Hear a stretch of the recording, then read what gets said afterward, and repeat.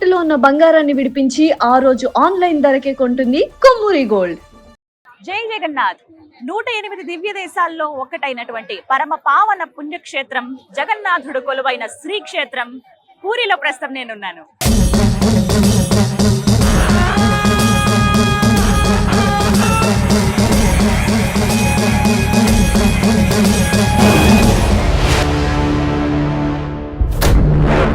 రథయాత్ర సందర్భంగా ఇక్కడికి రావటము ఎన్నో జన్మల పుణ్యఫలం అనే చెప్పుకోవాలి. ఎంతమంది భక్తులు ఈ రథయాత్రలో పాల్గొంటూ ఉంటారు. అందులో భాగంగా చూస్తున్నటువంటి భక్త జనమే వీళ్ళంతా కూడాను. ప్రస్తుతం నేను చాలా విశేషమైనటువంటి స్థలం దగ్గర ఉన్నానండి.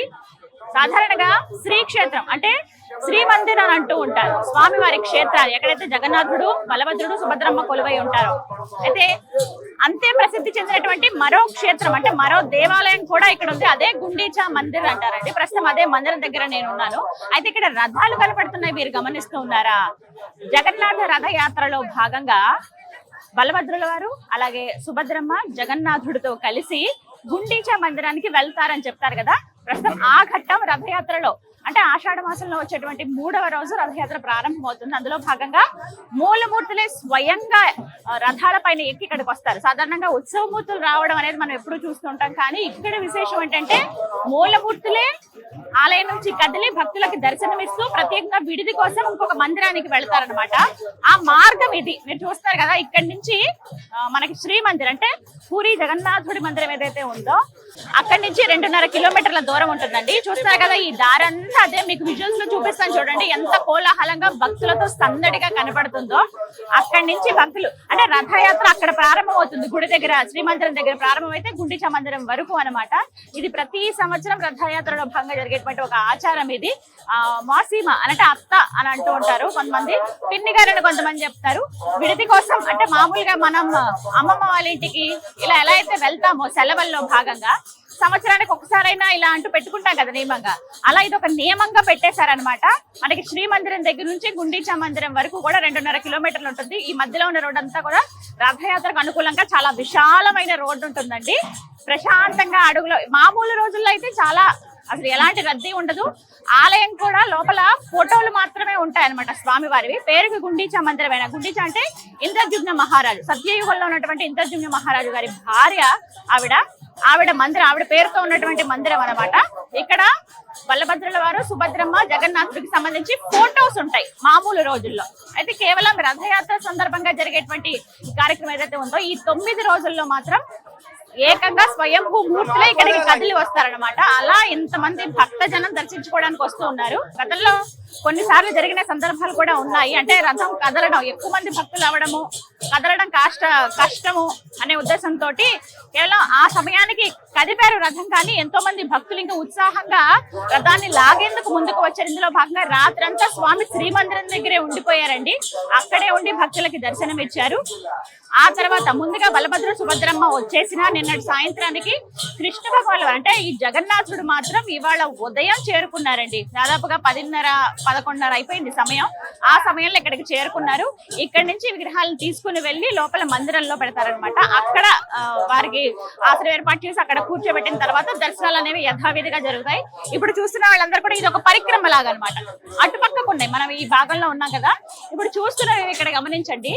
పసుపు ఎరుపుతో ఉన్నటువంటి ఈ రథమేమో జగన్నాథుల వారిది. పూర్తిగా చూస్తున్నారు కదా, మొత్తం 44 ఫీట్లలో ఉంటుంది. ఇంకొకటి మధ్యలో ఉన్నటువంటి నలుపు ఎరుపుతో ఉన్నటువంటి ఈ రథమేమో సుభద్రమ్మది. అక్కడ మనకి ఎరుపు పచ్చ రంగుతో ఉన్నదేమో బలభద్రుడు అంటే బలరాముల వారిది. ముగ్గురిది 3 రంగులు. అయితే మూడిట్లోనూ మనం కామన్ గా చూసేది ఎరుపు రంగు. పచ్చదనాలతో మిక్స్ చేసి ఉన్నది ఇలా బలభద్రుడికి. ఇలా ఫిక్స్డ్ గా మనకి కొన్ని ఏళ్లుగా ఇదే ఆచారం ఉంది. అవే రంగులు సాంప్రదాయమైనటువంటి రంగులు అనమాట. ఇవే రంగు ట్రెడిషనల్ కలర్స్ అంటారు కదా, ఆ రంగులతోనే కంటిన్యూ చేస్తూ ఉన్నారు. అయితే ఈ రథాలకు కూడా కొన్ని నియమాలు ఉంటాయి. ఎంత ఎత్తులో చేయాలి, ఎన్ని చక్రాలతో చేయాలి, అసలు ఏమేమి ఉండాలని చెప్పి ఆ నియమాలకి అనుకూలంగా అవి అనుసరిస్తూ వాటిని పాటిస్తూ రథాలను తయారు చేస్తారనమాట. మొత్తంగా చూస్తున్నటువంటి ఈ రథాల్లోనే మూలమూర్తులు ఊరేగేది.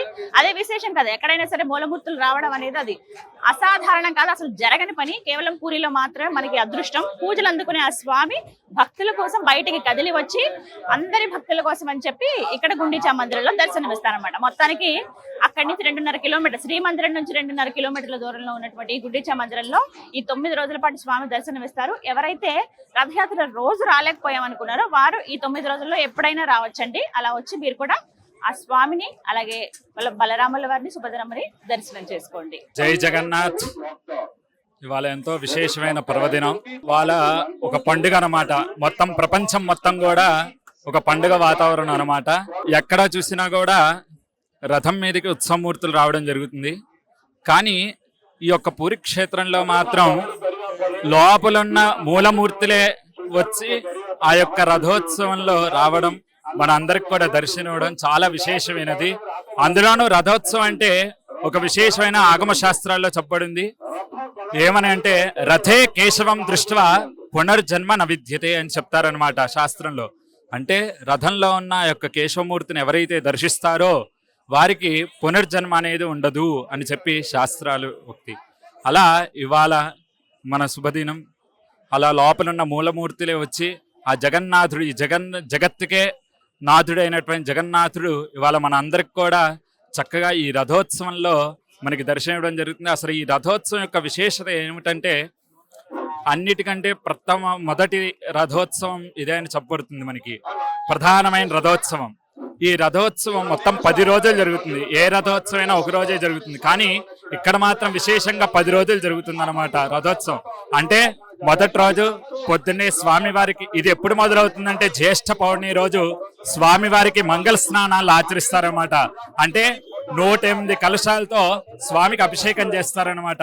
అలా కృష్ణుడికి, సుభద్రాదేవికి, బలభద్రుడికి కూడా 108 చొప్పున అభిషేకించి చక్కగా జలాన్ని అభిషేకించిన తర్వాత స్వామివారి బాలు రూపంలో భావిస్తారనమాట. అప్పుడు స్వామివారికి జ్వరం వచ్చిందని చెప్పి ఆ యొక్క చన్నీటి స్నానం చేయడంతో స్వామివారికి జ్వరం వస్తుందన్నమాట. అందుకనే ఆయనకి తర్వాత రోజు నుంచి స్వామివారి దర్శనం ఉండదన్నమాట. ఆయనకి సపర్యాలన్నీ కూడా చేస్తూ ఉంటారన్నమాట అర్చకులు.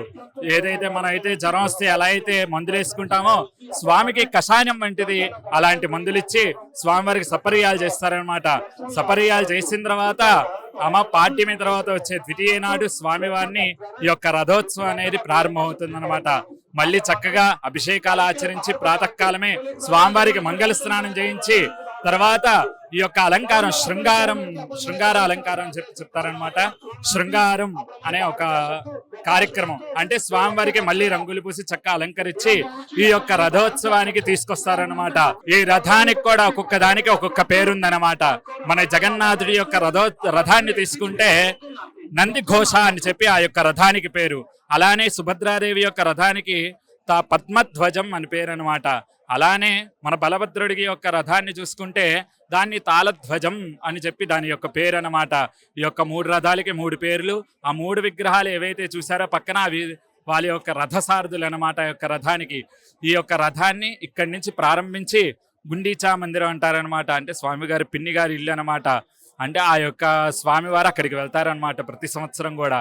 అలా ఈ రథోత్సవం ఇవాళ రేపుతో రేపు అయ్యి రేపు గుండీచా మందిరానికి చేరతారనమాట. స్వామి చేరి అక్కడ పిన్ని గారింటి ఆతిథ్యం తీసుకుంటారనమాట. 7 రోజులు కూడా అక్కడే ఉంటారనమాట. అందరికి కూడా అక్కడే దర్శనం ఇస్తారు స్వామివారు. తర్వాత మళ్ళీ తిరుగు ప్రయాణం అవుతారనమాట. ఈ మధ్యలో చాలా విశేషాలు ఉన్నాయి స్వామివారి యొక్క రథోత్సవంలో. 1 కాదు 2 కాదు చెప్పనే చాలా విశేషాలు ఉన్నాయి. తప్పకుండా అందరూ కూడా వచ్చి దర్శించుకోవాలి. ఈ యొక్క రథోత్సవాన్ని జన్మలో ఒక్కసారైనా దర్శించాలన్నమాట. రథే చింతాకి చెప్పాను, రథే కేశవం దృష్ట్యా పునర్జన్మ నవిద్యతే. బ్రతికే ఈ యొక్క మన మనుష్య జీవితం, మనుష్య జన్మ చాలా దుర్లభమైన అనమాట.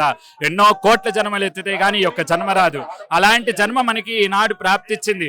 దీన్ని మనం ఏవేవో కార్యక్రమాలు చేసుకొని ఏవేవో చింతలు బాధలు పడుతూ ఏవేవో ఆలోచిస్తూ ఈ యొక్క జన్మని మనం ఇదిగా చేసుకుంటున్నాం, మనం నాశనం చేసుకున్నాం. కానీ ఈ యొక్క జన్మ సుకృతం చేసుకోవాలంటే ఏ విధం అంటే చక్కగా ఇలాంటి జగన్నాథుడి యొక్క రథాల్లో ఉన్న కేశవుణ్ణి, అదే జగన్నాథుడిని దర్శిస్తే పునర్జన్మన విద్యతే, మన జన్మ సుకృతం కూడా పొందుతుందన్నమాట. అందుకనే భక్తులందరూ కూడా చక్కగా వచ్చి జగన్నాథుడి సంవత్సరంలో ఒక్కసారైనా, ఈ బ్రతికినంత కాలంలో ఒక్కసారైనా ఈ యొక్క రథోత్సవాన్ని దర్శించి మీరు కూడా తరించాలి.